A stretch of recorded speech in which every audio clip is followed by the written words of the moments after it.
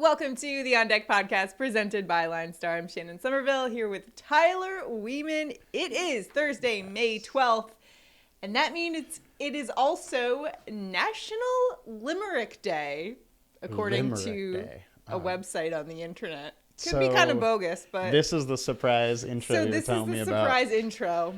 I wrote a limerick. Okay. Here we go. There once was a daily podcast that gave a daily fantasy baseball forecast. Tyler's got projections and advice. Stay tuned for my prop bets. They're nice. And we'll tell you who will hit a home run blast. How's that? Extremely corny, but I like it. But it sets up the whole show. It does. All right. It is exactly what we're doing. So National Limerick Day. There you had it. The On Deck podcast limerick. So let's get to our chalk report today. And no, I will not be doing limerick form the rest of the show, I promise. We'll start with our high-owned guys. And with that, we start with Yankees righty Luis Gil going up against the White Sox. He's about 47% owned on DraftKings, 15% on FanDuel. And now the only reason he's really starting is because Clark Schmidt, they had to send him back down to the minors, and there's that rule in MLB that they have to stay down for, I think, 15 days. So it is Gil who will get the nod in this one. And in AAA, he didn't have the greatest numbers. I think you can speak more to that a little bit, but what do you see from him looking at today's forecasts? Yeah, I think on DraftKings why everybody's going there is really just based on salary. He is super cheap. But Gil hasn't been good. He has a 9.5 ERA in the minors. He's maxed out at 78 pitches. He's allowed 5 home runs in 5 games while not pitching past the 5th inning. So his whole thing is he's cheap. He was decent last year, but he's, not a great pitcher by any means. But the White Sox have been worse or not very great against righties. Low 78 WRC plus, and they're only striking out 19% versus righties. So I don't see a ton of upside here, but he's cheap, and everybody's going there. So that's the value is just he's cheap? He's cheap. That's the value. I mean, we like a bargain. You do. It's also warm in Chicago, so the ball might fly a little bit more than it usually would in that ballpark. All right, well, now let's take a look at Phillies righty Zach Wheeler, who's going up against the Dodgers. He's about 43% owned on DraftKings, 27% owned on FanDuel. Now, the numbers for Wheeler aren't where they were a year ago, where basically he was on a Cy Young pace, 4.10 ERA. Last 2 starts, he's looked pretty good, tossed 7 2/3 scoreless against the Rangers, racking up 7 strikeouts. Going up against the Dodgers, obviously a great hitting team. How do you like this play for today for Wheeler? So I'm glad you brought up that he's been a little shaky to start the year. Wheeler did get a little injured in spring training, so the short spring training was even shorter for him. So yeah, makes sense. And then he came out and he was shaky for a first couple starts. Honestly, it's kind of like an extended spring training for him. The last 2 starts, however, he was great. So it seems like he has got back into form. However, never great when your pitcher's facing the Dodgers. Right. And he's a righty because Dodgers crush righties. They're 4th in WRC plus. They strike out 21% versus righties. So, I mean, the matchup, it's who do you like more, the Dodgers or Wheeler? Yeah. Over the last 20 games, Wheeler has a 3.02 FIP. The combined K rate for today is 21%. Now, the BVP data is something interesting, and I know you're going to talk about it later in the show. We'll get into it. But in 159 plate attempts, the Dodgers are hitting 348 with 9 home runs against Wheeler. They also have a 250 ISO, so they have hit him hard.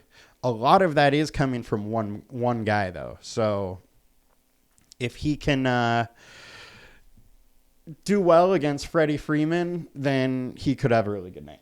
Right. So it kind of hinges on whether, Wheeler has his stuff. Yeah, essentially. Turner's been decent against him too, but Freddie Freeman's been awesome against him. All right, let's take a look now. White Sox righty Dylan Cease going up against the Yankees today. He's about 43% owned on both sites. This is a guy who's top 20 in ERA and WHIP and top 5 in strikeouts. Quite simply, he's been awesome. He gave up 1 hit against the Angels earlier this month. He's gotten at least 8 strikeouts in 4 of 5 starts. So definitely the upside is there, especially given the Yankees. They do have a tendency to strike out a little bit. Yeah. As much as it pains me as a Yankees fan. As you said a little bit ago, Gallo's average is in the Gallows. Yes. He also loves to strike out. Anyways, back to Dylan Cease. He is high owned, but high owned for a reason. 34% K rate on the season, 2.0 FIP. Today has a 27% combined K rate, which is highest on the slate or about highest on the slate. Now the bad though is he does have some BVP data that is good for the Yankees. They're hitting .333 with 2 home runs against them and 39 plate attempts. It is a smaller sample size, but it is something to note. However, with that data, they are also striking out at 36%. Yeah. So that combined K rate may be a little bit higher today. Yeah, as much as I hate to admit it, I kind of like the play on Dylan Cease here for today. He, in my eyes, is definitely the best pitcher on the slate. Well, there you have it, folks. And how about everybody else thinks so too. Clearly. All right, let's take a look at maybe a low-owned guy on the slate today. And I don't think I mentioned this earlier, but we are taking a look at the night games mostly in the night slate, so not a lot to choose from in this matchup. But we're going to look at Dodgers lefty Tyler Anderson going up against the Phillies. 21% owned on DraftKings, 2% on FanDuel.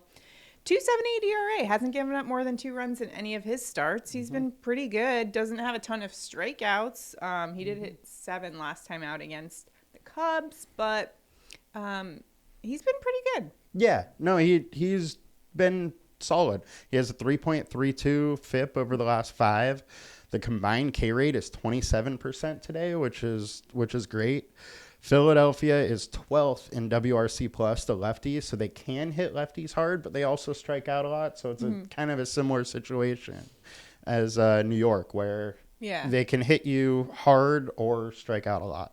So with this play, would you just kind of be hoping that the other pitchers on the slate get lit up? Yes, exactly. That's it's more of a game theory play where it's the projections aren't going to be there for him, but if some of those higher owned guys fail, then he's going to look a lot better. Yeah, exactly. Yeah. All right, so that's a look at our pitchers. Some pretty good plays there. Again, not a lot to choose from for that night slate. But let's take a look at some of our stacks, the highest owned stacks for tonight. We're looking at the Texas Rangers going up against Royals' Jonathan Heasley, making his season debut. He's actually making his season debut in his hometown. He actually grew up a Texas Rangers fan, and kind of a cool story. Now, this is not his MLB debut. He did come up last year, but I thought it was cool. His manager brought him into the office and was like, "You're going home," and he knew exactly what that meant.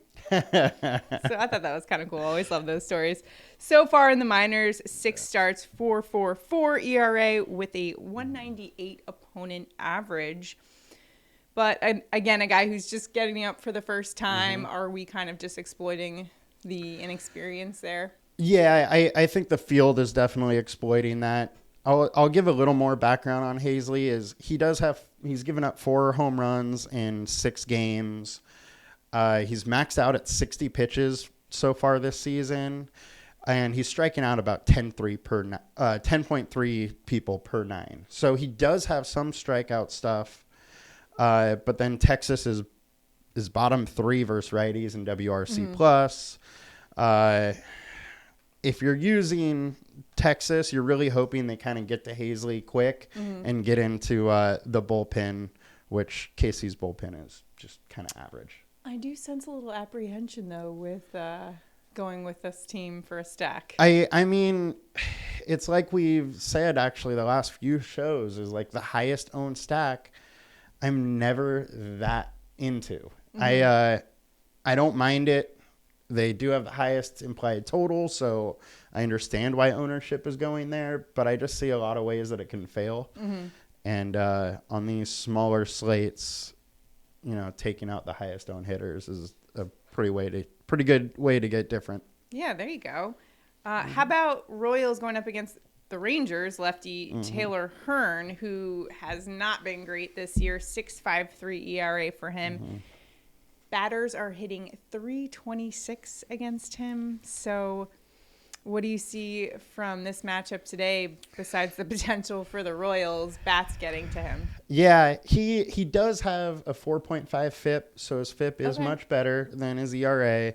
So there could be some more regression in that ERA for it to come down a little bit. He's also only averaging 1.3 home runs per 9. He is, however, walking 4.4 per 9. So a lot of guys are getting on base. Probably big reason why that ERA is so high. But then KC's also bottom 5 versus lefties with an 81 WRC plus. They don't strike out much, but they also don't hit lefties that hard. Sure. So this is another one where I get it. It's also a higher implied total. Am I going to go crazy with it? No. Am I going to totally fade it? No. Well, I was looking at some of the Royals batters just to see for, investigating for props and whatnot. And they just don't have great numbers this season. A lot of the bigger names. Although they, Perez has been heating up a little bit as of late. So there is that. It's also hard to do a full 5-man stack with KC just because they don't really have 5 guys that either have speed or power, and if you don't have speed or power, there's not that much use unless you have 3 for 4 with a bunch of RBIs or something. Yeah, exactly. Well, good points there, Tyler. Let's take a look at some low-owned stacks now. And we will take a look at the Dodgers going up against Zach Wheeler. And as you pointed out when we were talking about Zach Wheeler, and he's very high owned today in fantasy. So maybe a good play is going with the Dodgers and just hoping that they get to Wheeler. Maybe Wheeler just doesn't have his stuff today. What do you think about this play? I mean, even good pitchers sometimes don't have their stuff. Look at Tyler McGill yesterday, who absolutely got lit up. Not saying that he is in the caliber of Wheeler, but it can happen. They're not going to be totally unowned like it usually is against an ace pitcher, but they will be lower owned. As I mentioned, the BVP versus Wheeler, 159 plate attempts. They're hitting .348, 9 home runs. Wheeler's a great pitcher. So I wouldn't totally go overboard with this stack, but I definitely would like to sprinkle some in here because they can definitely get to him. And if they do, there's some leverage on the field if Wheeler does end up coming in at those higher ownerships. So maybe a good play there if you're playing daily fantasy. And on these smaller slates, you kind of have to think about it a little bit differently because it's whatever is supposed to happen usually doesn't. Great point. So you got to figure out what's kind of the easiest way to win a tournament. And that's really what we're doing here. So is strategy more important in the the smaller slates? I would say it absolutely is a little bit more important. Ownership is going to be higher, so you have to figure out where to get different. Right.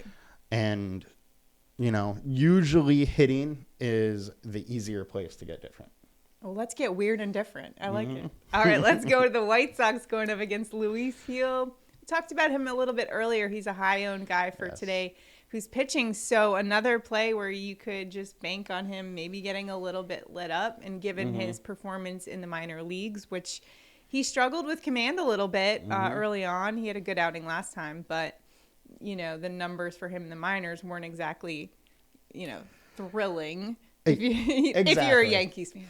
And he also wasn't great last year. He was better, but he wasn't great. And I definitely feel like they're kind of thrusting him in a little early. Yeah. With pulling him up here, as you mentioned. Right. The issues because that Clark Yankees Schmidt are wasn't having. an option, really.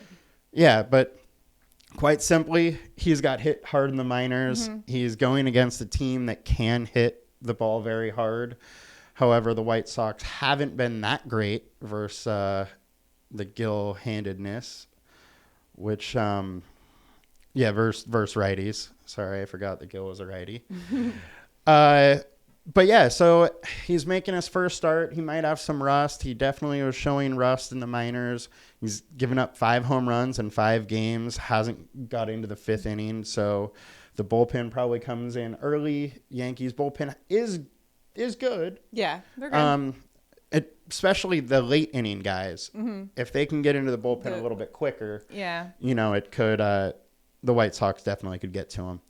Then one other thing I would like to mention is for FanDuel, because the Reds and Pirates game isn't on the DraftKings slate. I do like the Reds stack. Okay. They've been really hot. Brubaker isn't that good. They have been hot. Yeah. Brubaker has a career 5.3 ERA, 4.7 FIP. You can definitely get to him, and Reds have been raking. Yeah, they really have. Yeah.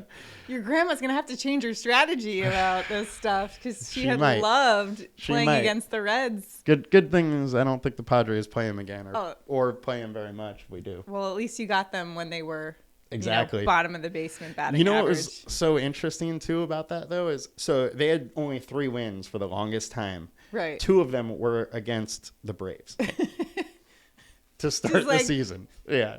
To defend, That Ryan pointed that out to me the other day, and he's a Braves fan. Yes, I'm sure he was thrilled about that. Yeah. All right, so those are some great plays for today if you're playing daily fantasy. As always, you can check out the LineStar app. It'll help you optimize your lineup, and we just got a brand new website looking nice and shiny and sparkly with all these nice new features. So you definitely want to check that out, linestarapp.com. Now it is time for our home run calls. Quite simply, who's going yard today? Tyler, tell me who it is. All right, I'm going and picking on my low-owned pitcher, Tyler Anderson, and going Nick Castellanos. He, quite simply, has a .667 slugging versus lefties. You can hit home runs fairly easily in Dodger Park to downing either of the lines, and I think Nick does it today. All right. I'm going with Salvador Perez. He's going up against Taylor Hearn today, and even though Perez's batting average this season has been sub 200, he's been heating up the past few days. 333 average in the last 7 days, plus he absolutely crushes lefties, so that batting average just skyrockets when he's facing a lefty. And Hearn probably won't last more than 5 innings, and when you look at the Rangers bullpen, they give up the 2nd most home runs of any bullpen. So if he doesn't get to Hearn, I'm saying he gets to their bullpen and has a bomb today. Also, I do like this perhaps for if you're doing some prop betting, maybe consider Salvador Perez for a total bases over 1.5, and that is last check -125. So could be a good play there as well. You ready for some prop bets? I am. You're crushing them lately. Yeah, lately I'm back on track. You're back? It feels good. Yep. I need to get on track. In the words of Jimmy Garoppolo, feels great, baby. I'm getting excited for football as well, as you can tell. All right, so let's get to our prop bets for today. Where are you headed? I am going to the White Sox versus your Yankees. Okay. With Dylan Cease over 7.5 Ks at -102. He has a 36% K rate versus the Yankees. It is a small sample size, only 39 plate attempts, but he is a big-time strikeout pitcher. He's done this in all but 1 games this season, and Yankees are strikeout prone, so we're going Dylan Cease. All right.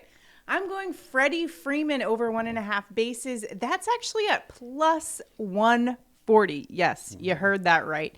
Now, it might be because he's facing Zach Wheeler, who we all know is a pretty incredible pitcher. Last year was on Cy Young pace. Actually, in 48 at-bats, though, Freeman has the advantage in this one. He has a 438 average against Wheeler, and he's had at least 2 bases in 5 of his last 9 games. Last 7 days, he's batting .381. Now, I did take a closer look at this one in particular because I was kind of wondering, okay, why is it plus 140? And I don't know if this is why, but okay, here's the risk on this particular play. So Wheeler relies primarily on a 4-seam fastball and a slider. So he actually gives up a 275 average to his fastball, and I think that's kind of where Freeman tends to dominate. So the league average there is about 250. Just keep that in mind. However, his slider has been just really effective this season, just a 115 average against it. And when you look back at last season, Freeman really struggled with sliders. He had a 37% whiff rate, which was higher than any other pitch. And he had a 239 average against it, so not great. I'm guessing if I know this, the Phillies probably know this, the Dodgers probably know this, Zach Wheeler probably knows this. And the sports books. So exactly. And the sports books probably know this as well. So if Wheeler is dialed in and he is really locating that slider and just has it on point, then it could be kind of a gamble there. But at plus 140, it's a gamble I'm willing to take. So I like that play there. Freddy Freeman over 1.5 bases plus 140. And lastly, not a lot of weather today to worry about. This is making my job so much easier when I don't have to report all these rainouts like last week, which was kind of crazy. Absolutely. It makes it a lot easier. And lastly, please leave some comments about the new website. Yeah, comment in chat. Let us know what you think. If you have feedback, please let us know. We want to make it great. Yeah, want to make it awesome for you. I don't have a closing limerick for today, but comment below. Do you like my limericks? Yes or no? Hard no. All right, that's it for today. We'll see you guys tomorrow. Have a good one. Bye.